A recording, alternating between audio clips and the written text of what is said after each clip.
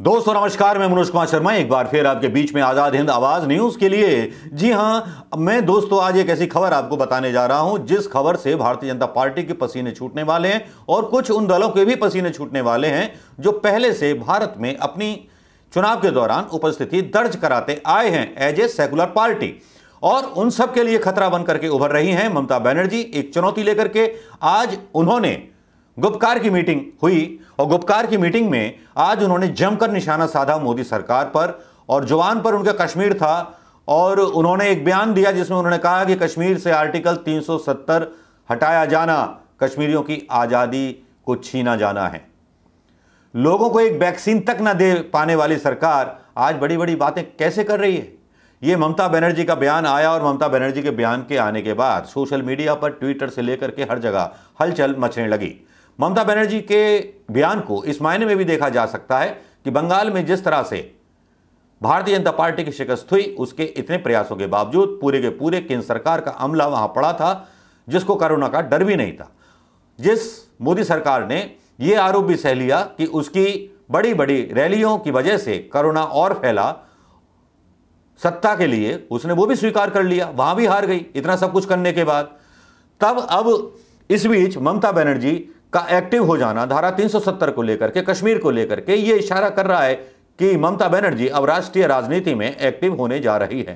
क्या कहा ममता बनर्जी ने और क्यों मैं दावा कर रहा हूं, उसके लिए मैं पहले खबर आपको एक बताना चाहता हूं। दोस्तों, मैं भाजपा को राज्य की सत्ता से दूर रखने में कामयाब मुख्यमंत्री ममता बनर्जी अब 2024 में होने वाले लोकसभा चुनाव की तैयारियों में जुट गई हैं।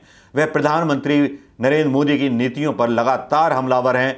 गुरुवार को प्रधानमंत्री की कश्मीरी नेताओं की मीटिंग, यानी कि आज जो मीटिंग हुई, गुरुवार को जो मीटिंग हुई, ममता ने कहा कि कश्मीर से आर्टिकल 370 हटाया जाना कश्मीरियों की आज़ादी के छीनने जैसा है। उन्होंने कहा जिस तरह वैक्सीन के लिए देश की बदनामी हुई, उसी तरह आर्टिकल 370 हटाने पर भी देश की बदनामी हुई। ये एक बड़ा महत्वपूर्ण हिस्सा है आज उनके कथन का, जिसको शायद कोई राजनीतिक पंडित विश्लेषित नहीं करेगा, उसका विश्लेषण नहीं करेगा। हाँ, इसकी जगह अगर प्रधानमंत्री मोदी या भारतीय जनता पार्टी का कोई नेता इस तरह का बयान दे देता तो अब तक दुनिया भर के पॉजिटिव प्रोग्राम्स और पॉजिटिव जो थे हल्ला बोल, दंगल, अंगल, मंगल सब चल निकलते गोदी मीडिया पर।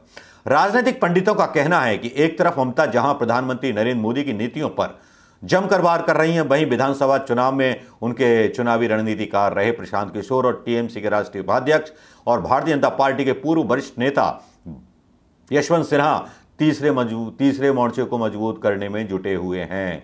शरद पवार को याद कीजिए, अभी पीछे मीटिंग हुई थी, उसको भी आप हल्के में मत लीजिए। प्रशांत किशोर पिछले 10 दिनों में एनसीपी प्रमुख शरद पवार से 3 बार मुलाकात कर चुके हैं। वहीं सिन्हा ने एक दिन पहले राष्ट्र मंच के बैनर तले दिल्ली स्थित शरद पवार के घर बैठक की थी। यह करीब 2.5 घंटे यह बैठक चली, जिसमें कांग्रेस और बीएसपी को छोड़कर आम आदमी party, NCP, TMC, Samajwadi party, RJD और अन्य दल भी शामिल हुए थे। इस मीटिंग को मोदी के खिलाफ विपक्ष को एकजुट करने की रणनीति के तौर पर देखा जा सकता है।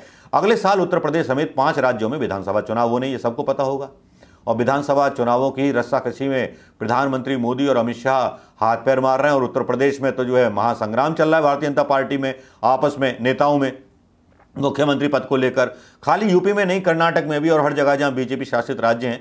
ऐसे में यह तैयारी विपक्षी दलों के लिए लिटमस टेस्ट होंगे ये 5 राज्यों के चुनाव। प्रधानमंत्री और संघ भी पिछले कुछ दिनों से यूपी में लेकर कई बैठक कर चुका है, मैं बता चुका हूं। राज्य की 72 लोकसभा सीटें दिल्ली की दिशा तय करती हैं और उन पर संघ की पूरी नजर है। ममता का सवाल है, क्या पीएम ने कश्मीरी जनता को बैठक में बुलाया? ममता ने एक महत्वपूर्ण सवाल और उठाया।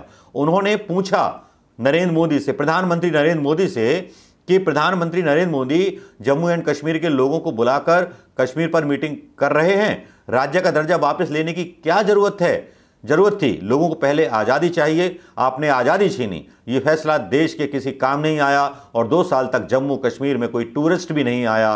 देश की इससे भी बहुत बड़ी बदनामी हुई। बात तो सही है ममता बनर्जी की। अगर एक पॉइंट ऑफ व्यू से देखा जाए, एक दृष्टिकोण से देखा जाए, तो ममता बनर्जी का ये जो सवाल है वो अपनी जगह बिल्कुल सही है कि अंतर्राष्ट्रीय बदनामी हुई, क्योंकि एक ऐसी सरकार जिसको लोकतंत्र ने बहुत प्यार से, बहुत दुलार से चुना था, वो नाकामयाब साबित हुई। 2 साल में वो शांति स्थापित नहीं कर पाई, सेनाओं को नहीं हटा पाई। ममता बनर्जी ने आगे फिर बोला कि जो आदमी आवाज उठाता है, जो भी नेता आवाज उठाता है, भारतीय जनता पार्टी उसे एंटी नेशनल कहती है। ममता ने कहा कि हर किसी को एंटी नेशनल बोलने वाली पार्टी खुद को ही नेशनलिस्ट बताती है, राष्ट्रवादी बताती है। जो भी आवाज उठाने की कोशिश करता है उसको टेररिस्ट और एंटी नेशनल घोषित कर देती है। जो लोग देश के लोगों को एक वैक्सीन नहीं दे सकते, लाशें गंगा में बहती रहती हैं, उनका रिकॉर्ड भी मिटा देते हैं, वो इतनी बड़ी बड़ी बात कर कैसे लेते हैं? ममता बनर्जी का तंज अपनी जगह वाकई में ऐसा था जिससे नेता भारतीय जनता पार्टी के सनसना जाएंगे, पसीने छूट जाएंगे, पेशानी पर बल पड़ जाएंगे। पीएम आवास पर 14 दलों के नेताओं की मीटिंग। जम्मू कश्मीर से धारा 370 को हटाने को लेकर 2 साल बाद फिर से मीटिंग गुरुवार को हुई नरेंद्र मोदी जी के निवास स्थान पर, जिसमें केंद्रीय मंत्री जितेंद्र सिंह, कांग्रेस के वरिष्ठ नेता गुलाम नबी आज़ाद भी शामिल थे।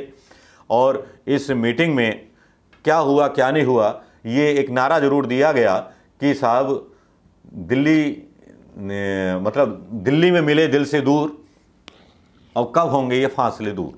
इस तरह का कुछ नारा लगाया गया प्रधानमंत्री मोदी जी के द्वारा और बहुत सारी चीज़ें बोली गईं।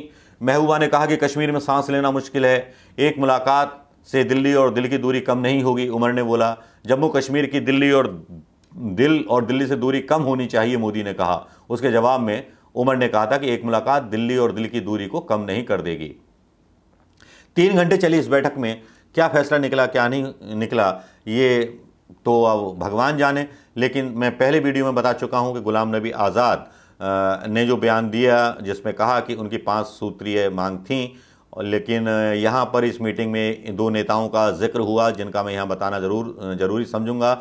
महबूबा ने यहाँ कहा कि ये हमें जवाहरलाल नेहरू और वल्लभ भाई पटेल ने हमें दिया था, ये हमारे डोमिसाइल को सुरक्षित रखता है धारा 370।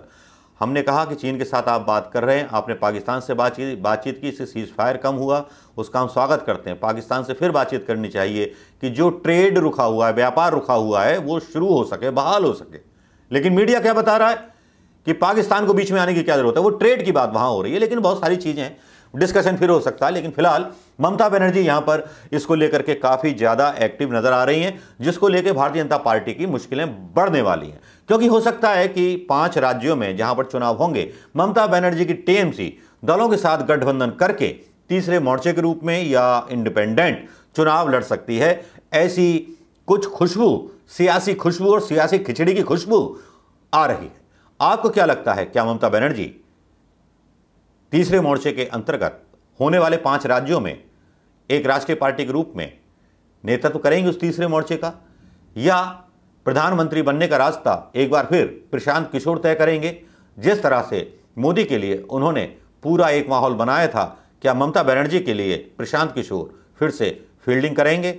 ये सियासत की छाती में छिपे हुए कुछ सवाल हैं जिनके जवाब हमें आने वाले चुनावों के परिणाम बताएंगे। दोस्तों, कैसा लगा ये वीडियो? अच्छा लगा हो तो शेयर करना मत भूलिएगा। नमस्कार, जय हिंद दोस्तों।